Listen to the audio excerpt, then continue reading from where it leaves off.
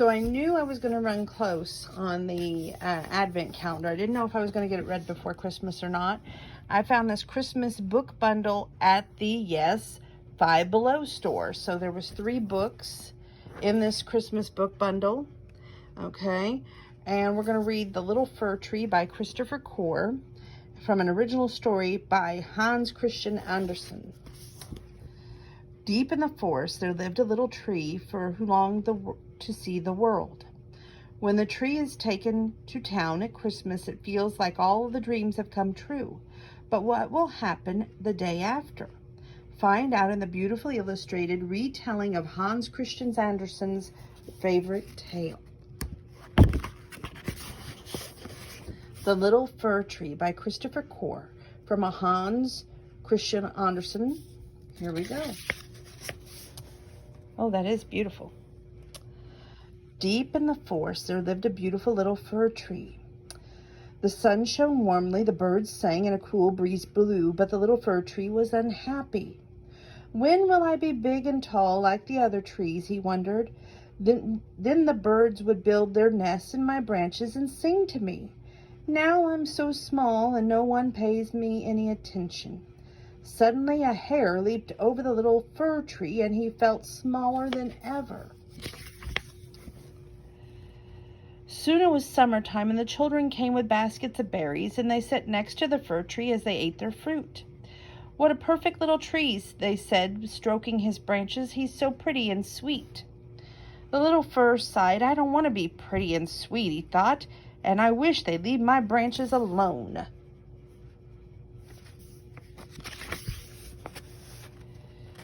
Then autumn came, and lumberjacks arrived with saws and axes. Some of giant trees crashed to the floor, and the ground shook. Where are you going? The little fir tree asked. The giant trees, can I come too? But the giant tree didn't reply. Don't worry, said Squirrel as the little fir tree fretted. It will be your turn one day. The next morning, the birds arrived. What happened to the trees that got taken away? Asked the little fir tree. They've become cabins for people to live inside, standing sturdy and strong on the edge of the forest, said the birds. I wish I was bigger so I could be a cabin, said the little fir tree. He was so busy imagining it that he didn't notice the butterflies fluttering around him. A few weeks later, more men arrived. They cut down more of the big trees. These will become ships to sail on sea, said the birds. Oh, I wish I could become a ship and sail on the sea, said the little fir tree. What is the sea? The birds laughed. Don't wish your life away, little tree. Every moment is precious. Look at the sunlight falling through the green leaves. It's so beautiful. But the little fir tree wasn't listening.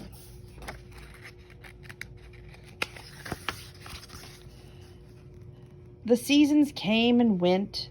2 whole years passed, and the little fir tree grew taller, and when people came by, they said, What a fine-looking tree! What a wonderful tree!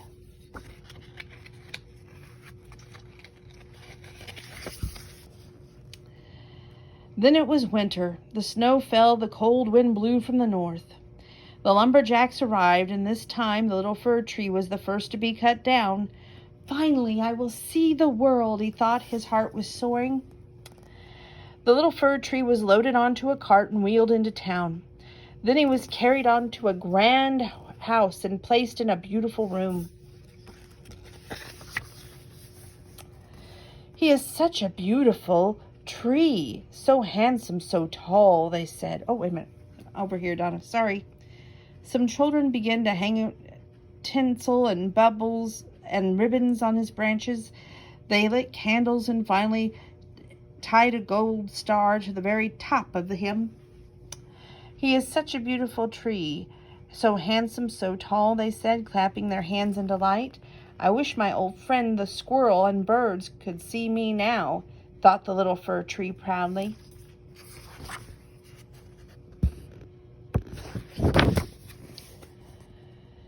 In the evening, the room filled with lots of people. When they saw the fir tree covered in candles, sweeties, and baubles, they danced around him with joy.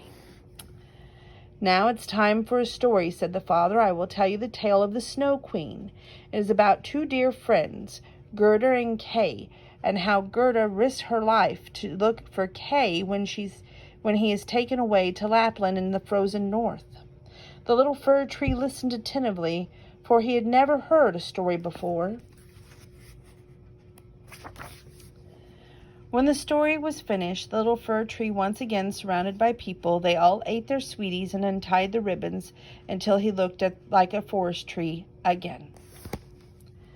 Later, when everyone had gone to bed, the little fir thought about everything that had happened. "I can't wait to begin again. Perhaps I'll get different ribbons tomorrow." But the next day, two men carried the little fir tree out of the room and out of the house to the shed. They closed the door, leaving him in the dark.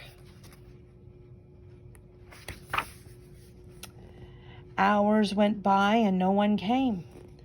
"What is happening now?" thought the little fir tree. "This isn't what I thought the world would be like." To pass the time, the little fir tree thought of the woods. He remembered to feel warm sun and the fresh breeze on his leaves.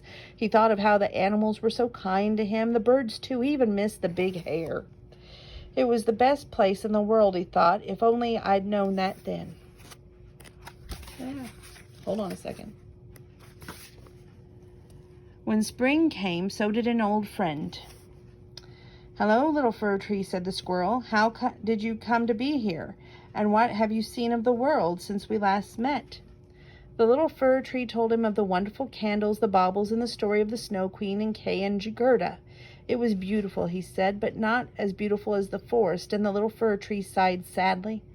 The squirrel sneaked in and replied so loudly that the children heard. They opened the door into the shed to see what was making the noise. "It's our old tree," they said excitedly, and they dragged the little fir tree outside.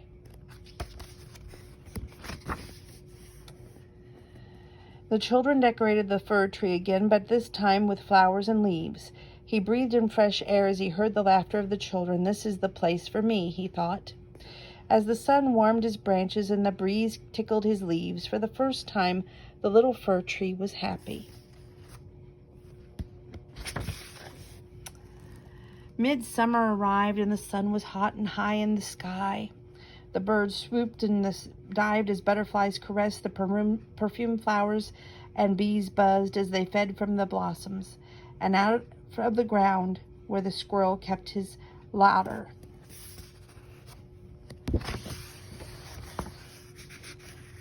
There grew a beautiful new little fir tree. Aww. And that's the story of The Little Fir Tree by Christopher Corr. Original story by Hans Christian Andersen.